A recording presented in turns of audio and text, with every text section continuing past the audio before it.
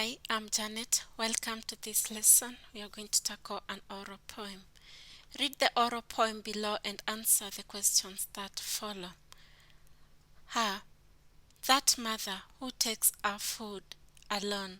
Ha, that mother before she has eaten.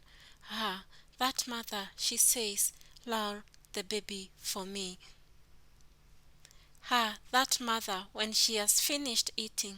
Ha, that mother, she says, give the child to me. That is the poem. Now to the first question. What type of oral poem is this? Now, from the poem itself, it is talking about a mother and a child entlang the baby, giving the mother a baby, and this is a lullaby. Now, we all know that lullabies are songs sung to soothe babies by their caregivers or by their mothers, and they have a few characteristics. We know that they are usually sung softly, they are repetitive, and they always rhyme to help capture the baby's attention, and they are easy to remember, and they usually have compromises to the baby. So the above oral poem is a lullaby.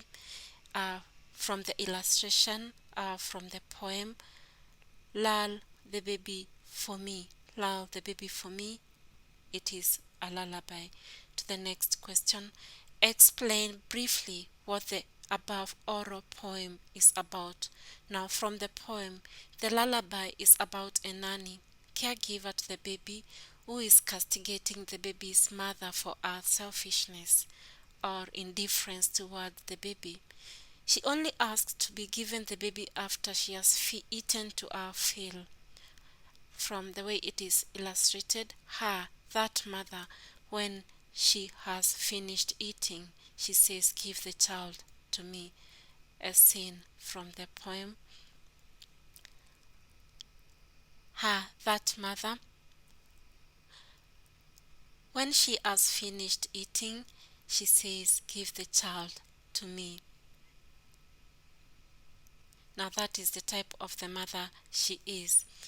Who is the speaker in the above oral poem? Who is the speaker in the above oral poem? Now, we all know that the speaker or the persona is the active voice or the person whom the poet uses to communicate his ideas in the poem. In most cases, the speaker is not necessarily the poet. So, in this case, in this poem, our speaker is a nanny or the caregiver.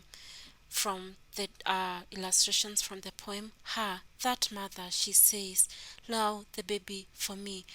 And it must be well illustrated so that you can score a point. So the speaker here is the nanny or the caregiver. What is the speaker's attitude towards the mother? What is the speaker's attitude towards the mother? Now, the speaker's attitude is contemptuous. But before we go to the answer, now we need to know a little bit of attitude from poems. Now, attitude is the poet's feelings towards a certain topic, an idea or a situation or even a person in a poem. Now, a poet for example, a poet who talks about abortion will use a tone that depicts the matter negatively if they choose to write a poem on the topic. Attitude then must not be talked of or written as negative or positive. You must not identify attitude in a poem as negative or positive, but instead one must choose an adjective that specifically identifies the attitude. An adjective, that is the key word. And such words for attitude, such adjective may include hostile attitude, indifferent, critical, despising, scornful, respectful, dismissive, and in our case, contemptuous or disdainful. Now, the speaker is contemptuous towards the mother for her selfishness, from the way she says, that mother. We go to the next question. What evidence is there to show that this is an oral poem?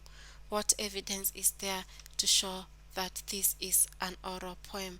Now, when you're talking about oral poems or songs, they usually refer to verbal expressions of feelings, ideas, or thoughts. And we have different types of them. Like in our case, we have the lullaby, we have sacred poetry, dirges, work poetry, political poetry, love poetry, praise, singing, games, wedding. Now, there are some specific features that are given to oral poems.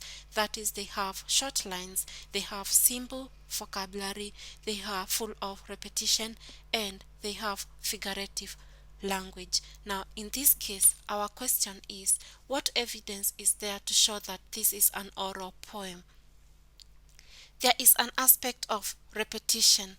We go back to the poem. In this poem, the word her, that mother, has been repeated severally. So that is an aspect of repetition. Now, there is also an aspect of direct address. When the nanny says, her, that mother, she says, give the child to me. The nanny and the mother are directly talking. That is direct address. And to our next question, state two functions of the above oral piece. Functions of lullaby. Our case here is a lullaby.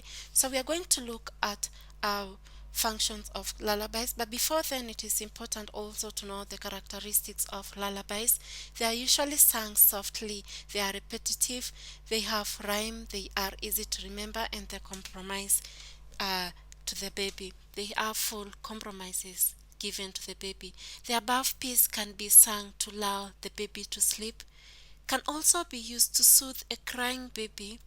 The song can also be sung by nanny or caregiver to admonish, to criticize cruel mothers or family members who exploit or oppress caregivers or house helps. The song also expresses the nanny's resentment towards the baby's mother. And our next question, mention one feature that is characteristic of this subgenre. The singer mentions important family members in the baby's life, that mother. There is extensive use of repetition. The phrase her mother, that mother has been severally repeated. The songs are always short. The songs are sung in a slow rocking rhythm using soothing words. They are usually sung softly, and they have rhyme to create rhythm. They are easy to remember. Those are additional characteristics of lullabies. That is it for this lesson, and I hope it helps you improve on your English. Kindly remember to like, to share, and to subscribe to this channel. See you in the next lesson.